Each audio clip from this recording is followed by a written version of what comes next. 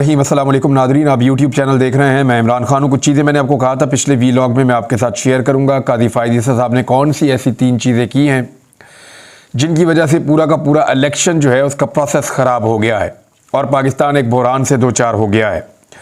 ये चीज़ों पर हम बात करते हैं, लेकिन फाफिन की एक रिपोर्ट है। फाफिन कहते हैं free and fair election network, ये पाकिस्तान में चेक करता है कि इंतखाबात का जो अमल है वो ठीक हुआ या गलत हुआ। इनके नुमाइंदगान होते हैं और हर हलके से ये लोग रिपोर्ट करते हैं।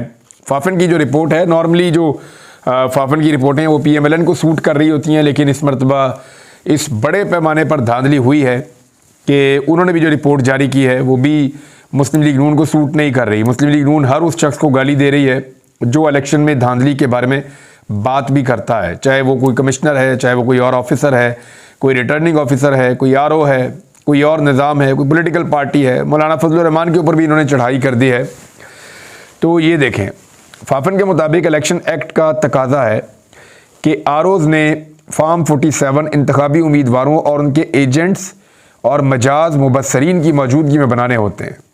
यानी एजेंट्स भी आएंगे सियासी जमातों के, और जो उम्मीदवार हैं वो भी मौजूद होंगे, और जो मुबस्सरीन हैं, जो लोग उसको देखने के लिए आए हैं, नज़र रखने के लिए, उनकी मौजूदगी में बनाएंगे।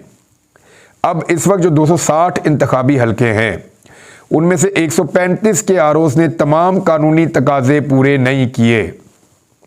यानी 260 हलकों में इलेक्शन हुआ, 135 में कानूनी तकाजे ही पूरे नहीं हुए। ये आपके इलेक्शन की क्रेडिबिलिटी है कि आधे से ज़्यादा हलकों में फाफिन ने जो है वो एतराज़ उठा दिया है। फाफिन की रिपोर्ट में कहा गया कि ROs ने कौमी असम्बली के 135 हलकों में फाफिन मुबस्सरीन को नताइज की तैयारी का मुशाहिदा करने ही नहीं दिया।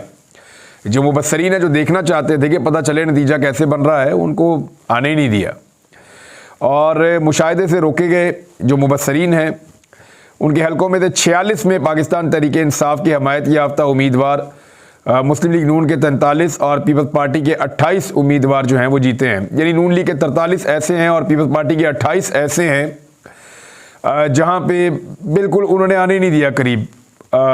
इलेक्शन कमीशन के अमले ने फटकने नहीं दिया फाफिन को भी और मुबस्सरीन को भी। और 65 इंतखाबी जो हलके हैं उनके नताइज की तैयारी में इंतखाबी उम्मीदवारों और उनके एजेंट्स को जायजे से रोका गया, और ऐसे हलकों में जो है वो ज़्यादातर जो कामयाबी है वो PMLN के पास है। और फाफिन के मुताबिक रिटर्निंग ऑफिसर के इस अमल से इंतखाबी शफाफियत के लिए इलेक्शन कमीशन की काविशें मुतासर हुई हैं। यानी जो कुछ भी ROs कर रहे थे उससे जो इंतखाबात हैं वो फ्री एंड फेयर नहीं रहे।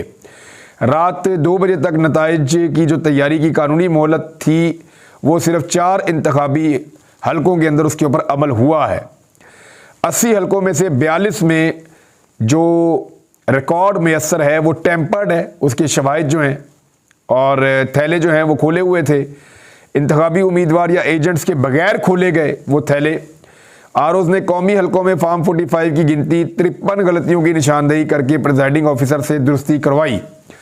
यानी ये जो चीज़ें अब सामने आ रही हैं ये साफ साफ बता रही है कि धांधली किस लेवल पे हुई है और किस तरीके से हुई है। अब इसके ऊपर कुछ तजावीज़ हैं जिनके ऊपर अमल दरामद करके इस सारे अमल को दुरुस्त किया जा सकता है। वो तजावीज़ क्या है कि इलेक्शन कमीशन जिन हलकों को चैलेंज किया गया है उनके नताइज का ऑडिट करे, और जिन हलकों के नताइज को चैलेंज किया गया है इनकी जांच पड़ताल की जाए। जब ऑडिट किया जाए तो सियासी जमातों के उम्मीदवारों को और आज़ाद मुबस्सरीन को शामिल किया जाए। यानी दोनों जमातों के उम्मीदवार, उनके नुमाइंदगान आए, और आज़ाद मुबस्सरीन यानी मीडिया के लोग और दीगर जो मुबस्सरीन होते हैं वो भी आएँ। और इलेक्शन के बाद की सूरत हाल का तकाजा है कि इलेक्शन कमीशन फौरी तौर पर रद्द अमल दे और मामले की जो टेक्निकल तहकीकात हैं वो कराई जाएँ।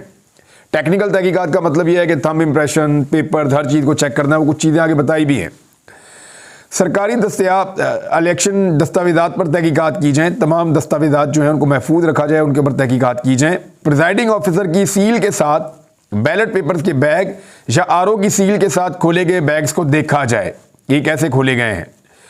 बैलेट पेपर्स अकाउंट के बैग, जारी बैलेट पेपर्स की अकाउंट फाइलें, इंतखाबी फहरिस्त की मार्क कॉपी को देखा जाए। यानी वो सारा रिकॉर्ड चेक किया जाए जो इस प्रोसीजर के अंदर इस्तेमाल होता है, 1 बाय 1 देखा जाए कि किसी जगह से अगर कोई पेपर या कोई वोट गायब है तो वो फिर कहाँ है।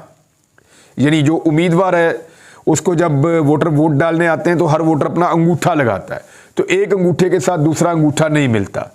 और जब धांधली की जाती है तो एक ही आदमी कई कई वोटों के ऊपर अंगूठा लगा देता है, तो वो फिर पकड़े जाते हैं। तो ये सारी एक फोरेंसिक ऑडिट इस तरह से होता है। गिनती में शामिल और खारिज किए गए वोट जिनको ज़ाया किया गया है उनका बाकायदा जायज़ा लिया जाए कि वो ज़ाया किए गए हैं या ज़ाया हो गए थे, यानी ये भी देखा जाए ना कि बदनीयती तो नहीं है इसके अंदर। और फिर पहले मरले में उन्होंने कहा कि दस्तावेज़ात बशमूल नतीजा फार्म के दुरुस्त मुकम्मल दस्तयाब होने का जायज़ा लिया जाए। दूसरे मरले में गैर तस्दीक शुदा फार्म के इंतखाबी नताइज पर असरात का जायज़ा लिया जाए, कि ऐसे फार्म जो तस्दीक शुदा ही नहीं है उनके असरात का जायज़ा लिया जाए। और इलेक्शन ऑफिशल्स का भी एहतसाब किया जाए जिन्होंने ये इलेक्शन करवाया है। और 15 लाख का अमला तैनात हुआ था, वो क्यों नहीं ठीक तरीके से काम कर सके। फार्म 45 की मुख्तलिफ कापियों की तहकीकात जो है उसके ऊपर वजाहत की जाए।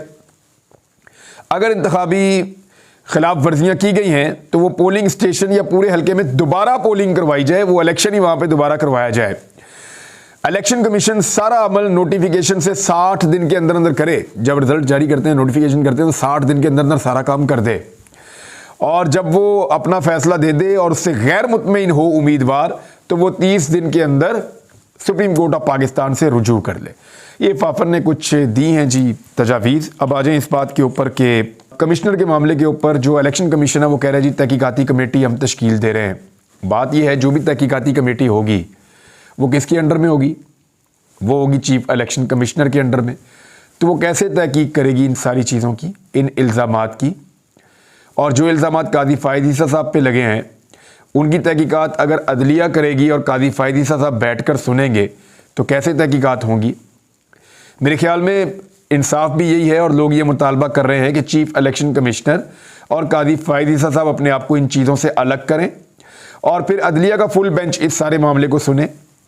और उसके अलावा अगर इलेक्शन कमीशन के इस मामले की तहकीकात करनी है तो वो फिर इंडिपेंडेंट बॉडी करे, इलेक्शन कमीशन के ज़ेरे असर वो नहीं होना चाहिए।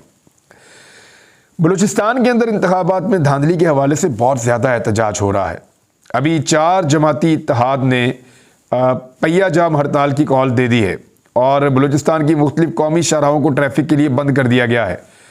और मैं पहले भी आपको बता चुका हूँ कि बलूचिस्तान के हालात अच्छे नहीं हैं। कोयटा से कराची जाने वाली शाहराह बंद है, पंजाब के साथ लगने वाले रास्ते बंद हैं और इसके अलावा जो गवादर शहर के इलाके सरबंद के मुकाम पर गवादर कराची जो शाहराह है जिसको आप कहते हैं कोस्टल हाईवे, वो भी बंद है और मुख्तलिफ इलाकों के ऊपर जो है वो एहतजाज हो रहा है। तो पहिया जाम हड़ताल बलूचिस्तान में चल रही है। 4 बड़ी जमातों ने हड़ताल की है और ये जमातें जो है national Balochistan national party, Pakhtunkhwa Milli Awami party, Hazara democratic party और नेशनल पार्टी की कॉल है। अभी पाकिस्तान तहरीक इंसाफ इसका हिस्सा नहीं है।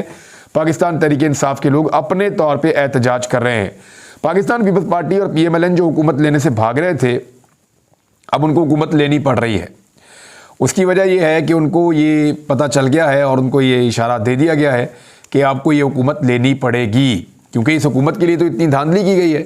पीपल्स पार्टी को लगभग कराची की और हैदराबाद की और आसपास की वो सीटें जितवाई गई जिन सीटों पे उनका हक नहीं था, यानी 20 सीटें पीपल्स पार्टी के पास इजाफी हैं।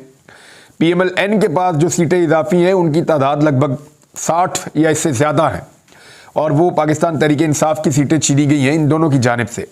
तहरीक इंसाफ का ये कहना है कि उनके साथ जो धांधली हुई है उसमें एटलीस्ट तकरीबन उनसे जो सीटें छीनी गई हैं उनकी तादाद 70 से 80 के दरमियान वो लोग मानते हैं कि इतनी सीटें उनसे छीनी गई हैं। 179 नशिस्तों के ऊपर फॉर्म 45 के मुताबिक वो कामयाब हुए थे। अब पीपल्स पार्टी को जब पता चला कि हुकूमत में आना पड़ेगा तो अब वो पावर शेयरिंग के फार्मूले के ऊपर काम कर रहे हैं और वफाकी काबीना में शमूलियत के लिए रजामंद हो गए हैं। स्पीकर का ओहदा उन्होंने पहले ही मांग लिया था, वो ले रहे हैं और अब पीपल्स पार्टी को ये समझ आ गई है कि हमें वफाकी काबीना का हिस्सा बनना पड़ेगा। नून लीग ने एक बड़ा दाव खेला था लेकिन पीपल्स पार्टी ने इसके साथ साथ जो पंजाब में ब्यूरोक्रेसी है उसके अंदर अपना हिस्सा मांग लिया है। यानी मैं आपको बता देता हूँ पॉलिटिकल पार्टी के अपने अपने फेवरेट ब्यूरोक्रेट्स भी होते हैं। नून लीग के अपने ब्यूरोक्रेट्स हैं वो उनको सपोर्ट करते हैं, इसी तरह पीपल्स पार्टी के अपने ब्यूरोक्रेट्स हैं वो उनको सपोर्ट करते हैं, PTI के भी सपोर्टर हैं ब्यूरोक्रेट्स, वो सपोर्ट करते हैं। तो पीपल्स पार्टी और नून लीग का ये वतीरा है कि वो जैसे ही आते हैं अपने ब्यूरोक्रेट्स को नवाजते हैं और उनके ज़रिए से फिर निज़ाम को कंट्रोल करते हैं, हर चीज़ को कंट्रोल करते हैं। तो पीपल्स पार्टी ने ब्यूरोक्रेसी के अंदर अपना हिस्सा मांग लिया है कि जहाँ फलां जगह पे जहाँ पे हमारे लोग मौजूद हैं वहाँ पे, यानी वो पुलिस के अंदर पोस्टिंग मांगेंगे, वो डीसीज मांगेंगे अपने, वो कमिश्नर्स अपने मांगेंगे और उन्हीं के ज़रिए से फिर मामला आगे चलाए जाते हैं। करप्शन भी इसी अंदाज में होती है। बिलावल ने एक स्टेटमेंट दिया और बड़ा इंटरेस्टिंग स्टेटमेंट है। बिलावल ने यह क्लेम किया कि बिलावल को यह कहा गया था PMLN की जानिब से कि मैंडेट की रोशनी में 3 साल पहले आप हमें दे दें और हमारे साथ काबीना का हिस्सा बन जाएं और आखिरी 2 साल हम आपको दे देते हैं, फिर हम आपकी काबीना का हिस्सा बन जाएंगे। बिलावल ने कहा, मैंने उसको मुस्तरद कर दिया। मैंने कहा जी मैं वोटों के साथ आऊँगा और जब लोग मुझे वोट देंगे तो फिर मैं हुकूमत में आऊँगा, इस तरह तो नहीं आऊँगा। यानी बिलावल को ये पता है कि इस वक्त जो हुकूमत बन रही है वो वोटों के बगैर ही बन रही है। मैंडेट उनके पास नहीं है लेकिन वो हुकूमत बना रहे हैं, मजबूर हैं बेचारे, जितनी धांधली उनके लिए की गई है। अब इतना कुछ कर दिया तो हुकूमत तो उनको बनानी पड़ेगी। अब ये 3-2 का जो फार्मूला है, बिलावल ने फिलहाल तो इसको मुस्तरद किया है, लेकिन आप बंदर बांट चेक करें इनकी कि 3 साल हुकूमत हम करते हैं, 2 साल तुम कर लो। उसकी वजह यह है कि जो भी आखिरी 2 साल हुकूमत करेगा, इलेक्शन में सबसे ज़्यादा जूतियाँ उसको पड़ेंगी। ये पढ़ा लिखा फार्मूला है। यानी जो भी आखिरी 2 साल में होगा, सारा इल्ज़ाम उसके ऊपर शिफ्ट किया जाएगा कि ये है वो बंदा जिसने बेड़ा गर्क किया है इस मुल्क का। और ये PMLN ने अपनी तरफ से एक चालाकी की थी, लेकिन बात यह है कि 3 साल उनकी भी हुकूमत चलनी है या नहीं चलनी, उनको तो ये भी नहीं पता अभी। अगर कल को सुप्रीम कोर्ट ऑफ पाकिस्तान से, इलेक्शन कमीशन ऑफ पाकिस्तान से चीज़ें क्लियर होना शुरू हो जाएं और पाकिस्तान तहरीक इंसाफ अपनी सीटें वापस लेने में कामयाब हो जाए, तो फिर तो इन हाउस तब्दीली आ जाएगी और पाकिस्तान तहरीक इंसाफ की हुकूमत बन जाएगी और ये तो नाते धोते रह जाएंगे, इनकी हुकूमत ख़त्म हो जाएगी। तो ये भी एक रिस्क मौजूद है। बहरहाल ये PMLN और पीपल्स पार्टी के बीच में चीज़ें चल रही हैं, इनको हम रिपोर्ट करते रहेंगे। अली अमीन गंडापुर के हवाले से 2 खबरें। एक तो उनका नोटिफिकेशन रोक दिया गया था, पहले वीलॉग में मैंने आपको बताया था कि उनका कौमी और सूबाई असम्बली की जो कामयाबी के नोटिफिकेशन है वो इलेक्शन कमीशन ने जारी नहीं किए थे, अब जारी कर दिए हैं। एक कौमी असम्बली की और एक सूबाई असम्बली की नशस्त पे वो कामयाब हो गए हैं। अब लीगली वो वज़ीर आला खैबर पख्तूनख्वा बनने के लिए मुकम्मल तौर पर अहल हैं। दूसरा, उन्होंने कहा कि हम अदालत में जाएंगे, हमारी जो मखसूस नशस्तों का मामला है उसके ऊपर हमें हल करना पड़ेगा और हम अदालत के पास भी जाएंगे। उनके पास जो आसान रास्ता है कि वो किसी ऐसी जमात को ज्वाइन कर लें जो एक आधी सीट भी जीती हो खैबर पख्तूनख्वा से, उस जमात को सारे मिलकर ज्वाइन करें और बाद में उस जमात को अपने कंट्रोल में ले लें और उस जमात की बिहाफ के ऊपर अपनी ख़वातीन को मखसूस नशस्तों के ऊपर बना दें। मेरी इत्तला के मुताबिक जो जमात थी जिसका हिस्सा बने थे परवेज़ खटक साहब, ये जमात बहुत पहले से रजिस्टर्ड थी, बाद में इसका नाम बदला गया था। वो जमात उसके असल मालिकों के पास पहुंच चुकी है और परवेज़ खटक साहब जो है वो इस्तीफ़ा दे चुके हैं। अब हो ये रहा है कि उस जमात के अंदर पाकिस्तान तहरीक इंसाफ के सारे लोग ज्वाइन करेंगे। ये पाकिस्तान तहरीक इंसाफ पार्लियामेंटेरियन है, उसमें सारे ज्वाइन करेंगे और उसके बदले में जो जमात के हेड हैं या जो जमात के असल मालिक हैं उन्होंने कुछ चीज़ें मांगी हैं। वो आने वाले दिनों में मैं आपको बता दूंगा कि वो क्या मांग रहे हैं और पाकिस्तान तहरीक इंसाफ उन्हें क्या दे सकती है इसके बदले में, क्योंकि तहरीक इंसाफ की बहुत सारी नशिस्तें ख़तरे में पड़ जाएंगी मखसूस अगर वो ये एक्सरसाइज नहीं करते, क्योंकि उनके पास 24 घंटे का वक्त है। अभी जब मैं वीडियो रिकॉर्ड कर रहा हूँ रात के वक्त, तो आज के दिन है, सिर्फ अभी जब आप सुन रहे हैं तो आज का दिन है उनके पास कि वो अपनी सियासी वाबस्तगी आज़ाद उम्मीदवारों के तौर पे ना रखें, बल्कि किसी सियासी जमात के साथ शो कर दें ताकि उस सियासी जमात में शमूलियत के बाद पाकिस्तान तहरीक इंसाफ के जो लोग हैं वो अहल हो जाएं मखसूस नशिस्तों के लिए, चाहे वो अक़लियत की हैं चाहे वो ख़वातीन की हैं। तो इसके ऊपर अब काम होगा। तो खैबर पख्तूनख्वा का मैंने आपको बता दिया, वफाक का जो है वो सुन्नी इत्तेहाद कौंसिल है उसके साथ कर रहे हैं। तो इस तरह पाकिस्तान तहरीक इंसाफ अपनी जगह बना रही है और वो अपनी मखसूस नशिस्तों के लिए मार्जिन क्रिएट कर रही है। ये सारा कुछ इसलिए हो कि कादी फ़ायद ईसा साहब ने 3 चीज़ें बहुत बुरी की हैं और तारीख उनको याद रखेगी कि उन्होंने ये पाकिस्तानियों के साथ बहुत बड़ी ज़्यादती की, क्योंकि वो तो कादी फ़ायद ईसा साहब मुस्तकबिल में बताएंगे, लेकिन 3 चीज़ें मैं आपके सामने रख देता हूँ।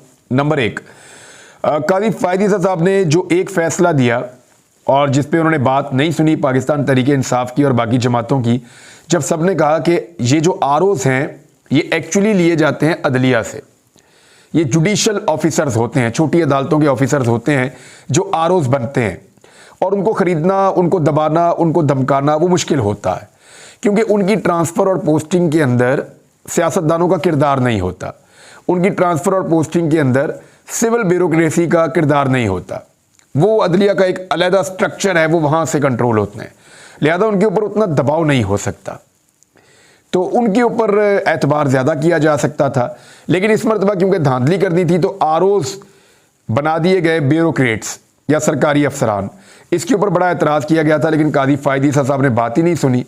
हालांकि लाहौर हाई कोर्ट से ये फैसला आ गया था कि ये आरओज़ सही इलेक्शन नहीं करवा पाएंगे, लेकिन इसके बावजूद कादी फ़ायद ईसा साहब ने उसको उड़ा दिया, लाहौर हाई कोर्ट की बात नहीं सुनी और नतीजा ये निकला कि आरओज़ ने दबाकर धांधली की है और अब आपके सामने है सारी सूरत हाल। नंबर 2 जो कादी फ़ायद ईसा साहब ने किया वो बल्ले का इंतखाबी निशान जो छीन लिया पाकिस्तान तहरीक इंसाफ से, एक स्याह फैसला है, पाकिस्तान की तारीख में लिखा जाएगा। पेशावर हाई कोर्ट ने बल्ले का निशान वापस किया था कि ये आप जुर्माना कर सकते हैं एक पॉलिटिकल पार्टी को, आप करोड़ों लोगों से उनका इंतखाबी निशान नहीं छीन सकते। अगर आप ये करेंगे तो पाकिस्तान में मंडियां खुल जाएंगी, क्योंकि ये सारे जब आज़ाद जीतेंगे तो इनको खरीदने के लिए मंडियां लग जाएंगी, हॉर्स ट्रेडिंग होगी जो आजकल हो रही है। तो ये कादी फ़ायद ईसा साहब ने बड़ा मायूस कुन फैसला दिया और पेशावर हाई कोर्ट के फैसले के भी खिलाफ गए और बल्ले का निशान इमरान खान साहब से छीन लिया। उसके बाद सारे उम्मीदवार आज़ाद हो गए हैं, अभी तक मंडियां चल रही हैं और जो मखसूस नशिस्तें हैं पाकिस्तान तहरीक इंसाफ की वो भी खतरे में हैं। ये दूसरा था। तीसरा, लेवल प्लेइंग फील्ड के हवाले से पाकिस्तान तहरीक इंसाफ जब गई तो कादी फ़ायद ईसा साहब ने बहुत अजीब तरीके से मजाक उड़ाया इस सारे मामले का और इसके ऊपर किसी किस्म का इंसाफ नहीं किया। पूरी दुनिया की रिपोर्टिंग आज ये बता रही है, आलमी सतह पर तमाम अखबारात, तमाम जरीदे, तमाम टीवी चैनल्स, तमाम आलमी मुबस्सरीन सब के सब ये कह रहे हैं कि टिक्का के धांधली हुई है और लेवल प्लेइंग फील्ड नहीं थी, लेकिन कादी फ़ायद ईसा साहब को कुछ दिखाई नहीं दिया। ये वो ज़्यादतियाँ हैं जो सुप्रीम कोर्ट ऑफ पाकिस्तान की जानिब से हुई हैं बदकिस्मती से, और आज हम वहाँ खड़े हैं जहाँ हमें कभी नहीं होना चाहिए था। अब तक के लिए इतना ही। अपना ख्याल रखिएगा, अपने इस चैनल का भी। अल्लाह हाफिज़।